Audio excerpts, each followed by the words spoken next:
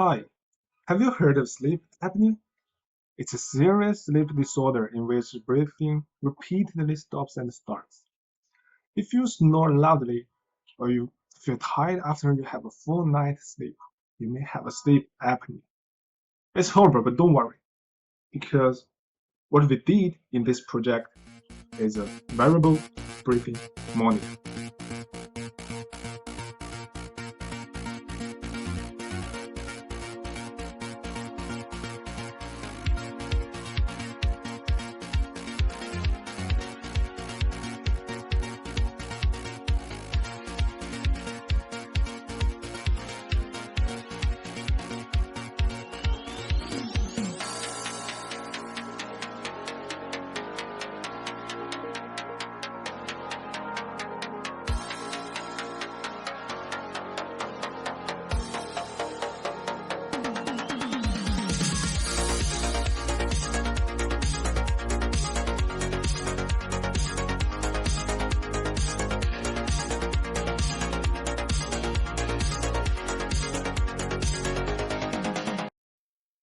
Hello, my name is Yang Wushan. My major is double E.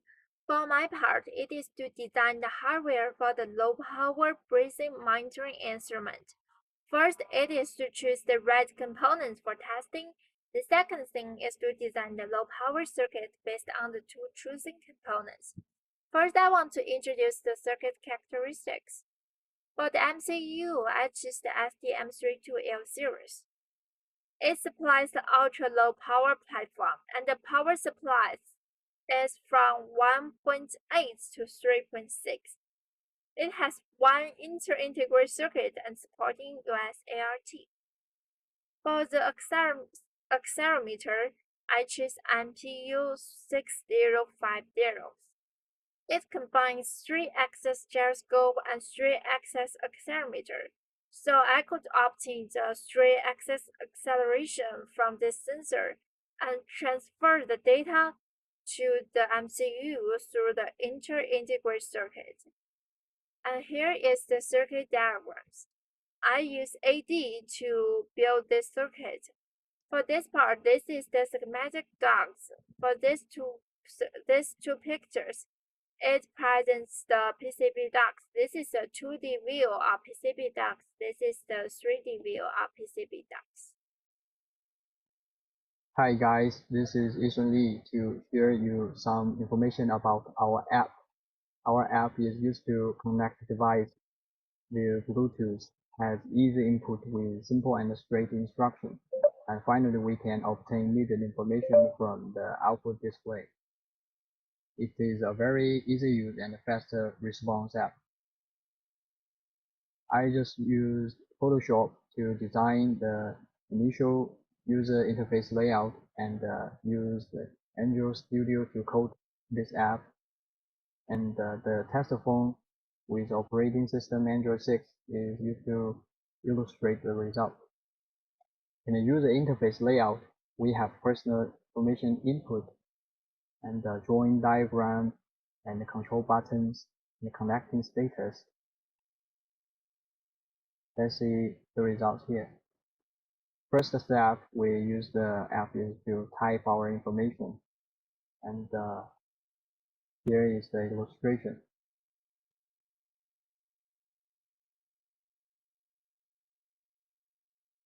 You can see it is really easy and simple.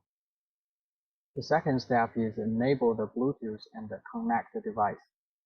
In our app, you can find any device you want to choose and connect it directly.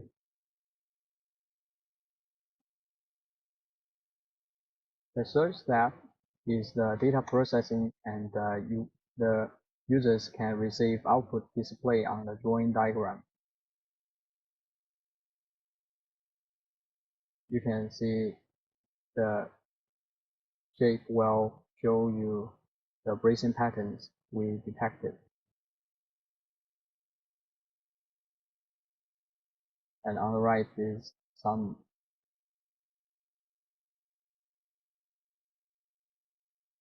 The pattern detection function is really constrained due to the RAM of our test phone, so we are considering to send our data to a cloud server and obtain processed result back to display it directly on our cell phone in future development. Our group is machine learning group, and we have Huifan and Yingxuan in this group. Our goal is to use machine learning to make judgment on user sports mode. So why we choose machine learning? Firstly, when it comes to extremely large volume of the data sets, only machine learning can distinguish different types of the data. Also, since it is totally based on the data analysis, so it is objective. Also, it can make a judgment within a few seconds with high accuracy. Our work can be split into three parts. Firstly, we need to process the raw data, including sampling, label, and normalization. Then we have to build a BP neural network model in MATLAB. After that, we have to adjust the parameters such as hypothesis, learning rate, momentum, and so on until the accuracy rate reaches 90%. And here is the website where we get our database. And here's the reference. Um, this is another website they built, and they also developed an application so that we can plot the data to see the curve. This is the formula we use to normalize the raw data, and the left side is the sample of the raw data. And here is the plot of the normalized data.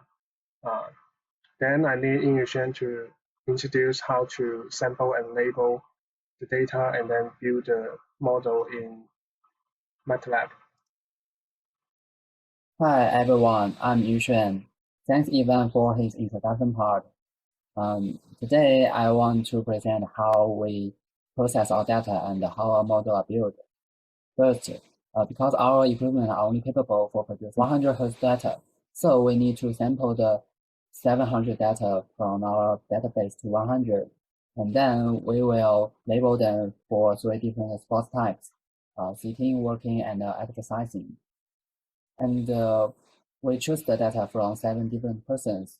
4 of them are male and 3 of them female. They age from 20 to 30 or more. They have different heights and weights. So I think the data chosen for this model are very objective, and our result can be very common and can be used for common case. Now let's take a look at our BP neural network model. For the input part, each input point has 454 numbers, including the acceleration data in 1.5 seconds and the personal information. The model has 2 layers of hidden neurons, and the number of neurons in them above 20. The learning rate is 0.05, and the momentum I chose is 0.8. The output dimension is 3 because I mentioned that we used 3 different zeros and ones to label them. Okay, let's take a look at our BP neural network performance. As you can see, with the efforts increasing, the mean square error of training and testing are decreasing and those two converge. And you can see these two curves are very close. It means that our training result is very successful used in the testing set. Next, let's take a look at this conversion matrix. On the right bottom side of the plot, you can see that the total accuracy of our training model is very high. It's about 91%.